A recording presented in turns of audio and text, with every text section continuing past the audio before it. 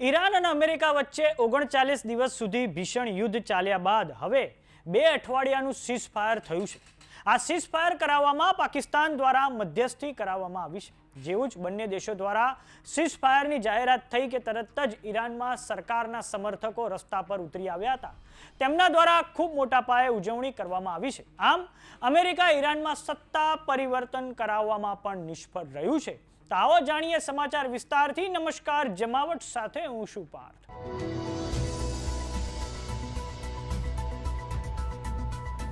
અમેરિકાના પ્રમુખ Donald Trump કે જેમણે મંગળવારે સાંજે એવી ધમકી આપી હતી કે ઈરાન પર એવો હુમલો કરીશું કે ત્યાં સભ્યતાનો અંત આવી જશે. આ પછી વહેલી સવારે આજે 4 વાગે અમેરિકાના પ્રમુખ ડોનાલ્ડ ટ્રમ્પ દ્વારા જાહેરાત કરવામાં આવે છે કે હું ઈરાન પર 2 અઠવાડિયા સુધી બોમ્બમારો રોકવા માટેનો આદેશ આપું છું. આ બંને પક્ષો તરફથી સીઝફાયર હશે. અમે તમામ લશ્કરી લક્ષ્યાંકો હાંસિલ કરી લીધા છે અને પૂર્ણકાલીન શાંતિ સમજોતાની ખૂબ નજીક છે.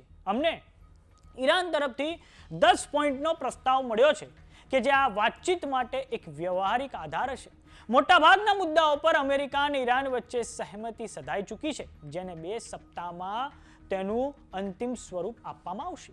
આમ ઈરાન અને અમેરિકા વચ્ચે 2 અઠવાડિયાનું સીઝફાયર થયું છે. જોઈએ કે આ સીઝફાયર માત્ર કાગળ પર છે કે ખરેખર પ્રેક્ટિકલ હશે. કેમ કે ભૂતકાળમાં ગાઝામાં અને લેબનોનમાં સીઝફાયરની હાલત ખૂબ ખરાબ હતી. કેમ કે આ સીઝફાયર માત્ર કાગળ પર હતું. તે પછી પણ ગાઝામાં અને લેબનોનમાં ઇઝરાયલ દ્વારા ખૂબ મોટા પાયે સ્ટ્રાઇકો ચાલુ રાખવામાં આવી હતી.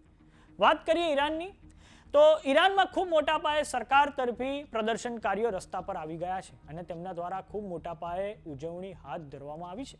પાકિસ્તાનના વડાપ્રધાન શાહબાઝ શરીફ અને ફિલ્ડ માર્શલ અસીમ મુનીરે આ સીઝફાયર કરાવવામાં ખૂબ મહત્વનો ભાગ ભજવ્યો છે. જો કે સૌથી મહત્વનો પ્રશ્ન એ છે કે 28મી ફેબ્રુઆરીએ અમેરિકા દ્વારા જે ઉદ્દેશ સાથે ઈરાન પર હુમલાઓ શરૂ થયા તે પૂરા થયા જ નથી. જેમ કે અમેરિકાનો પહેલો પ્રયાસ હતો કે ઈરાનમાં ખૂબ મોટા પાયે સત્તા પરિવર્તન થઈ જાય. 28મી ફેબ્રુઆરીએ જેવું જ ઓપરેશન એપિક ફ્યુરી અંતર્ગત તેમણે ત્યાંના જે સુપ્રીમ લીડર આયાતોલા અલી ખામેનીની હત્યા કરી નાખી. તે પછી અમેરિકાને અપેક્ષા હતી કે ઈરાનમાં ખૂબ મોટા પાયે લોકો રસ્તા પર આવી જશે, વિરોધ પ્રદર્શનો થશે ને તે પછી ત્યાં સત્તા પરિવર્તન થઈ જશે. પરંતુ એવું નથી થયું. યુદ્ધના 39 દિવસ સુધી હજુ પણ ઈરાન એક છે.